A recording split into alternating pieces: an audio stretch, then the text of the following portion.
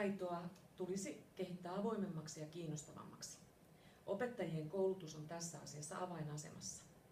Kielitietoa tulisi opettaa konkreettisesti sosiokulttuurisen oppimiskäsityksen mukaisesti ja opetus tulisi edetä autenttisissa ympäristöissä oppilaita kiinnostavalla tavalla. Oppilaiden kanssa pitää puhua kielestä, mutta heillä pitää olla sanat ja välineet, joilla siitä puhutaan. Asioita ei pidä opettaa liian paljon alakouluvaiheessa, koska lasten sanavarasto kielitiedon käsittelemiseksi ei ole vielä tarpeeksi kehittynyttä.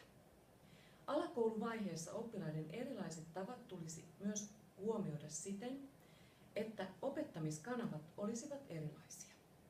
Perinteisesti opetusta on annettu opettajajohtoisesti ja työkirjan tehtäviä tehden, ja se on tuntunut oppilaiden mielestä tylsältä. Eivätkä asiat tahdo jäädä mieleen. Kielioppia voi opettaa myös ilmaisutaitoa hyödyntäen ja toiminnallisesti. Kielitiedon opetuksen integrointi myös muihin oppiaineisiin toisi oppilaalle hänen tarvitsemaansa laaja-alaista näkemystä kielen merkityksestä.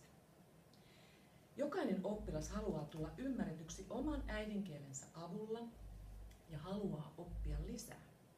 Mielestäni pitäisi alkaa kiinnittää huomiota kirjoittamistaitoihin ja kielitietoon jokaisessa oppiaineessa, jolloin samat kielitiedon asiat kiinnittyisivät kaikkeen oppilaan kirjallisesti tuotettuun omaa osaamistaan osoittavaan aineistoon. Kaikki toiminta perustuu niin koulussa kuin ympärillämme olevassa yhteiskunnassa äidinkielen taitoihin, ja se on myös ajattelun kieli. Oppilaita tulisi opettaa pohtimaan kysymyksiä yhdessä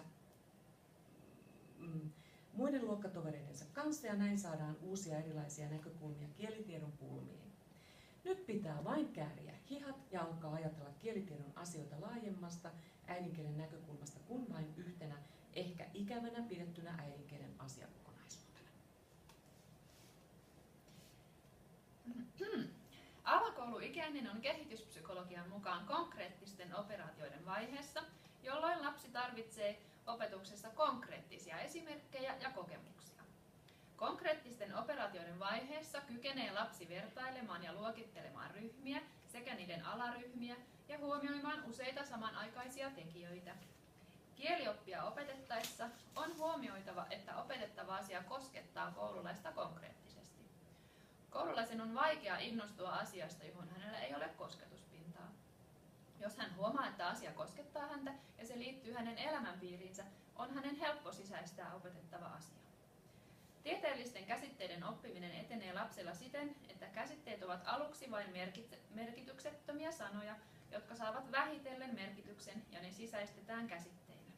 Ymmärtääkseen ilmiöitä tulee tieto osata pakata isommaksi kokonaisuudeksi sisältäen yhteisen nimittäjän. Johdonmukainen ajattelu sekä käsitteiden ja käsitejärjestelmien väliset yhteydet on tärkeää kielioppia opiskeltaessa.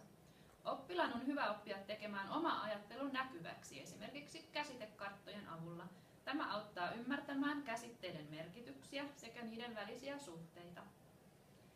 Eli opettajan on muistettava konkreettisuus ja tarkasteltavan asian yhteys johonkin toiseen asiaan tulee osoittaa oppilaalle.